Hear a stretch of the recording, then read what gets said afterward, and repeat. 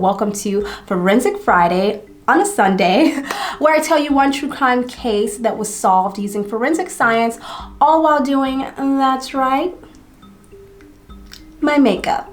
Terribly sorry that this video is coming at you guys late. I've just been having technical difficulties all around. Today's video will be featuring the e.l.f. Mint Melt Collection. I'm so excited, and with Valentine's Day coming up, I just thought this was perfect because it smells like mint and chocolates. Well, at least the face primer does. The actual eyeshadow palette doesn't. As always, all of the other products I'm using will be linked in the description below. I am in no way a beauty guru, MUA, makeup artist, or professional of any sorts. I am just the average girl like you at home, planning makeup and talking about true crime. So if you love true crime and makeup, be sure to hit that subscribe button so you don't miss out on any of my future episodes. Let's get into this video. This all takes place in the small suburb of Seattle, Washington, where a woman named Susan Snow lived with her two daughters. She worked as a banking executive and she had just recently got remarried. She was very, very well liked. A lot of people describe her as flirtatious. Like, Susan really liked to flirt with men. I mean, I can't blame her, but a girl's gotta do what a girl's gotta do. Okay? No judgment here, definitely not. Susan had a lot of clients who actually, you know, went in business with her bank because of Susan herself, because they just liked her and she was kind of in that world. She was in perfect condition. She was a very, very healthy and active woman, so she had no prior health issues at all. One morning, Sue Snow was in the bathroom getting ready for work. Haley Snow, Sue's daughter, was running late for school, and she briefly kind of chatted with her mom as she rushed by her in the bathroom and hopped into the shower. Over the sounds of the running water, Haley didn't hear when her mom had collapsed to the floor. But when Haley got out of the shower, she saw her mom laying on the floor. At this point, she was still alive, but her body was in a clenched position and she looked really, really scared, like in fear of her life. Sue Snow was only 40 years old and she was in perfect health and condition on the day that she collapsed. Sue Snow was rushed to the nearest hospital and she was unconscious at this point. Shortly after arrival to the hospital, Sue did pass away. Now, when the doctors did the autopsy, they were trying to find out, obviously, what the cause of death was. When coroners performed the autopsy, attempting to identify the cause of death, they found the initial part of the autopsy revealed what they called no anatomic cause of death, which meant that there was no definitive explanation for why Susan Snow had died. Then one of the coroner's assistants had noticed something that she thought might be a clue to Susan's cause of death. It wasn't anything that you could see with the naked eye. It was something that she smelled. So when the coroners opened up Susan's chest cavity, they noticed the faint smell of burnt almonds. This was a huge clue that cyanide was present. I mean, under different circumstances, this probably would have gone undetected because the odor is so faint. So now with the suspicion of cyanide, Susan's blood was sent for a special testing that wouldn't normally be done. In the test, an acid solution separated the blood from any cyanide molecules. After mixing, the test tube was sealed with a special reactive paper and then heated. The paper on the vial turned blue, which was proof that Sue Snow had in fact been poisoned with cyanide. Cyanide is a really dangerous poison because it kills the enzymes that carry oxygen throughout the body. So in English, it's literally starving the body of oxygen. Death can occur within minutes of ingesting it. So this is a really this is a badass drug. Should I even be telling people this on my channel? Because I feel like there will be some weirdo whack jobs that will probably be like, oh, I got an idea. Hopefully not. Don't do that, please. Do not do that. But what coroners couldn't figure out was, how did Sue Snow ingest cyanide? Sue Snow's twin sister Sarah made this discovery. So on the day of Sue Snow's funeral, her sister was looking through her kitchen cabinet for some pain medication because she had a headache, and she came across something really suspicious. It was a bottle of Excedrin tablets. I don't know why that's weird, but let's keep going and see. Sarah found this really strange because the pills were in capsule form, and Sue Snow never took pills in capsule form. And sure enough, the lab test confirmed Sarah's worst fears. The Excedrin was in fact laced with cyanide. In fact, cyanide was found in 9 of the Excedrin capsules inside the bottle. That means Sarah came within inches of ingesting one of these poisonous capsules. That's really scary. You guys know my eyebrows always take the longest. Thank you for being patient with me. Once again, sisters, not twins, not even sisters. I can't even get these motherfuckers to be sisters. They're just like distant relatives. The family suspected that Susan's new husband, Paul Webkin, had put the cyanide into the Excedrin. According to Susan's daughter, he was very uptight and very nervous, and he made a lot of crude jokes. It was just pretty much the way he was reacting to the whole situation that rubbed the family the wrong way. I mean, why would you be making crude jokes when your wife is dead? I don't know. It's just, that is wrong. That's really wrong what he did. Some man, I tell ya. Disrespectful. Don't let me put my 2 cents in because, girl, we know we can go all day with Zahara's 2 cents. So we're going to keep Zahara's 2 cents out of it because the video just gets long. Now, when investigators was looking into Paul Webkin, they found that he had been married 3 times before. And that's not a red flag. I'm performing background checks on every new person I date from now on. Because this is ridiculous. What is the world coming to? Oh, she's not that bad. They also found that he had only been married to Sue Snow for 6 months. So it was a very, very recent marriage, very new relationship. I don't know if the relationship was new, but the marriage certainly is. Now, he was a trucker and he had a very rough demeanor. He was not that financially successful or stable as Susan was. Now, shortly before their marriage, Sue Snow found out that Paul was still dating an old girlfriend. And you still got married to him. Why did we do it? Why do we do it, girl? Sue did know about it, and they obviously had a lot of problems because of this situation. He had told Sue that he was not going to date the girl anymore and they wouldn't have any more problems with her because he was going to call everything off and quit dating her. I think anybody could see that he's fucking lying, but okay. Sue, go ahead, do your thing, girl. Now, Paul admitted that it was his idea to switch from headache tablets to capsules, but he claimed he had nothing to do with the tampering of the capsules themselves. So the manufacturers of Excedrin wasn't going to take any chances. They issued a recall for all of the Excedrin pills on the shelves that were created within that batch. Health officials were scared that the death of Sue Snow was not an isolated incident, so they really wanted to get those Excedrins off the shelf as quickly as possible so that, you know, there would be no other health issues or risks to the public. This was broadcasted throughout the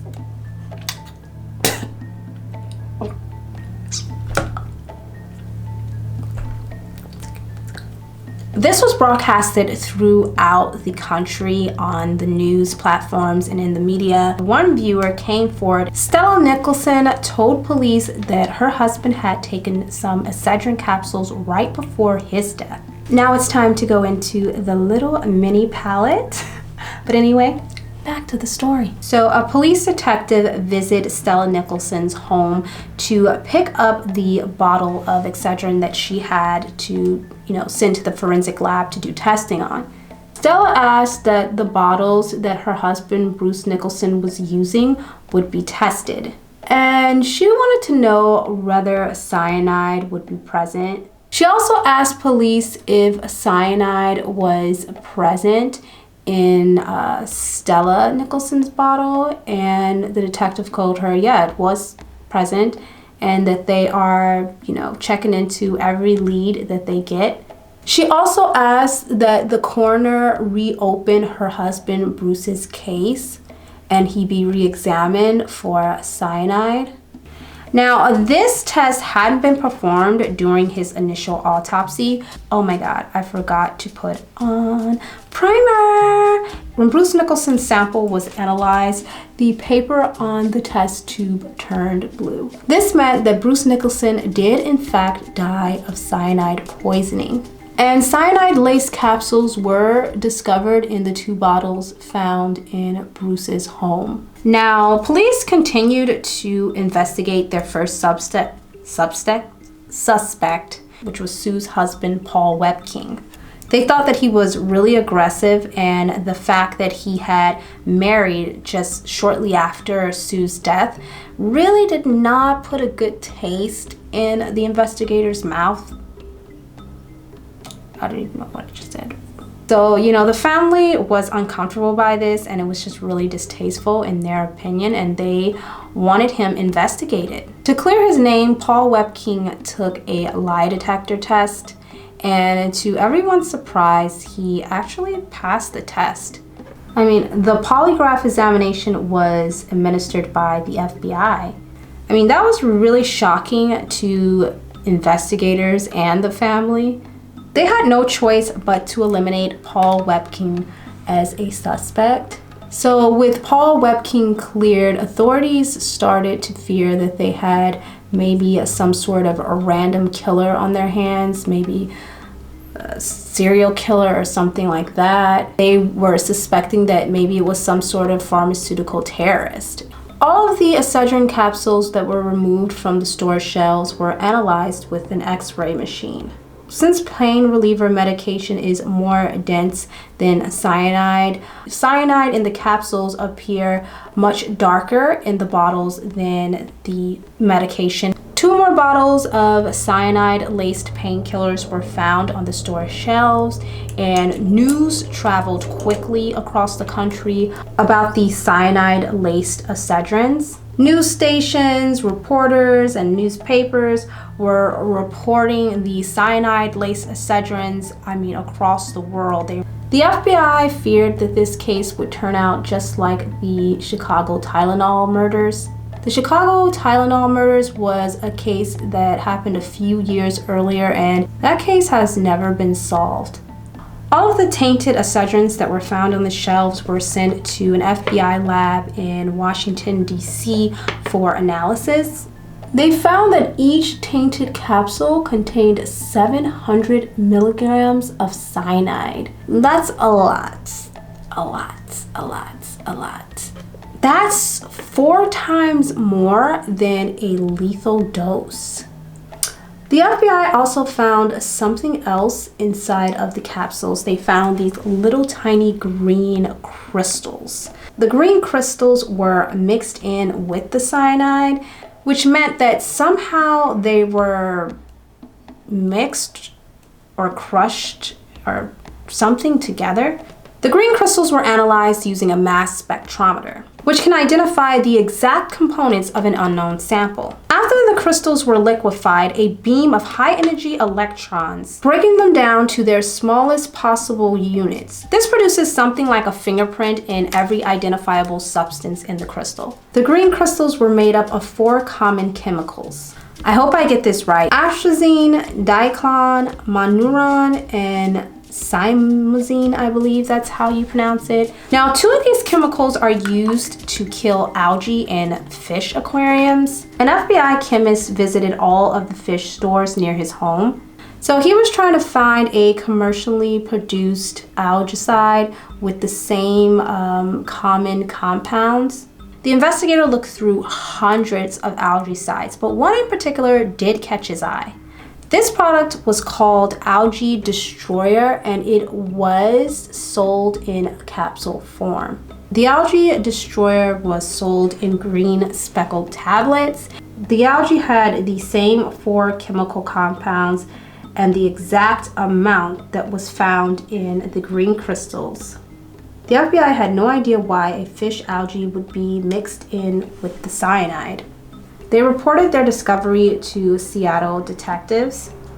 So the detective that visited Stella Nickell's home remembered a really odd coincidence. He remembered that there was an aquarium in Stella Nickell's living room, and it was like prominently displayed. So investigators started to theorize, was it possible that Stella had played a role in the death of her husband Bruce and in Sue Snow?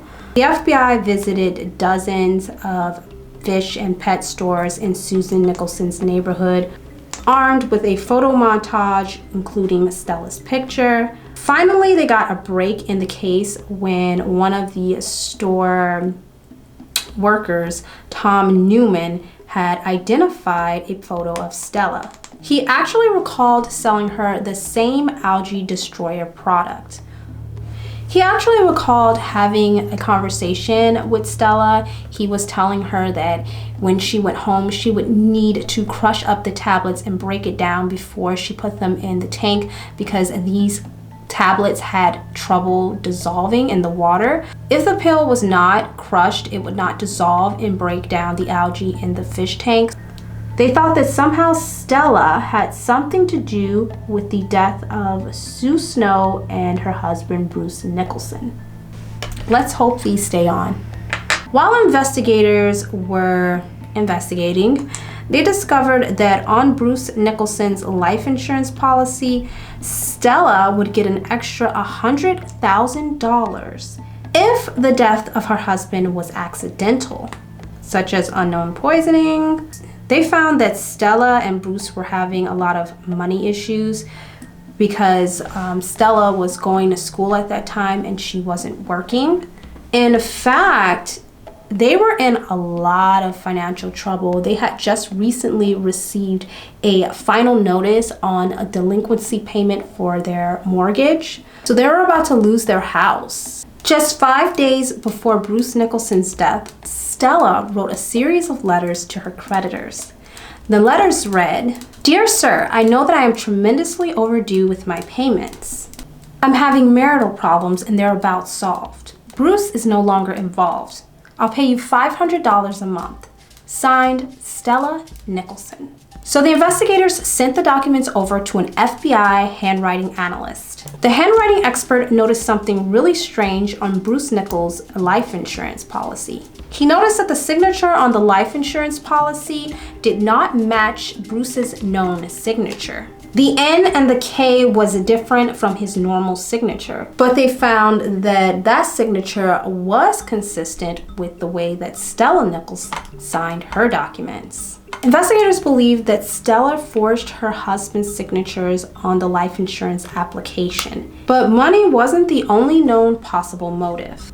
Stella and Bruce had always been like very outgoing and social couple, but that all stopped when Bruce entered this alcohol and drug treatment facility program.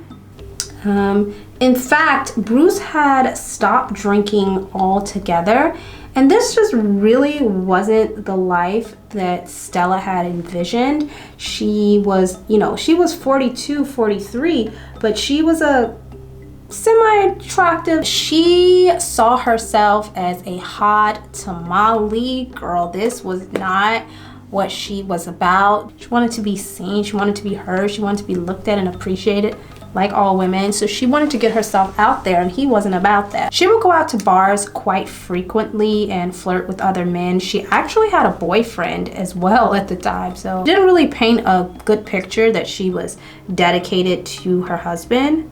Stella had a daughter named Cindy, and when police interviewed Cindy and told her about the circumstantial evidence they had against her mother, she was kind of like, well, I'm not really surprised. We had discussed it on multiple occasions about her wanting to kill him and how she was going to do it. She also told the investigators that her mother had recently visited the library to get books on poison. Recent records from the public library indicated that Stella had taken out a book called Deadly Harvest, which is a book that lists various sources and methods for poisoning.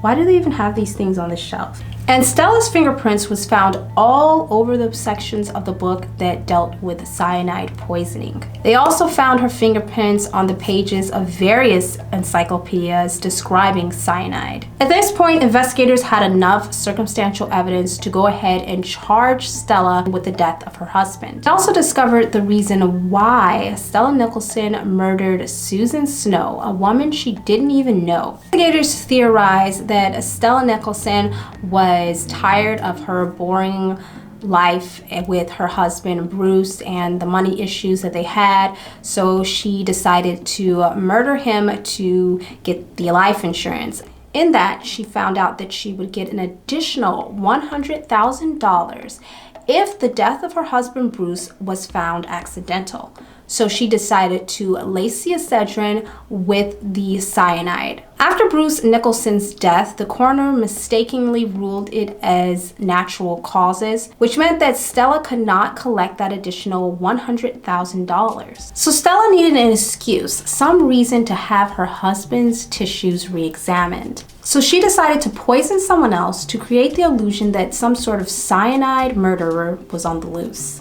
Now, the wonderful thing about forensic science is the FBI never actually found the cyanide, the algae tablets, or the bowl used to mix them together. But the circumstantial evidence was enough. Thanks to forensic science and some good police work, after a 4-week trial, one in which her daughter testified against her, Stella Nickell was convicted of 2 counts of murder and sentenced to 90 years in prison. What do you guys think about this case and my makeup look? Please let me know in the comments down below. If you like videos like these, check out my last episode. I'll leave it linked on the screen right here. Don't forget to like, comment, and subscribe so you don't miss out on any of my future episodes. And I'll see you guys next Friday, hopefully Friday, with another Forensic Friday episode. Bye!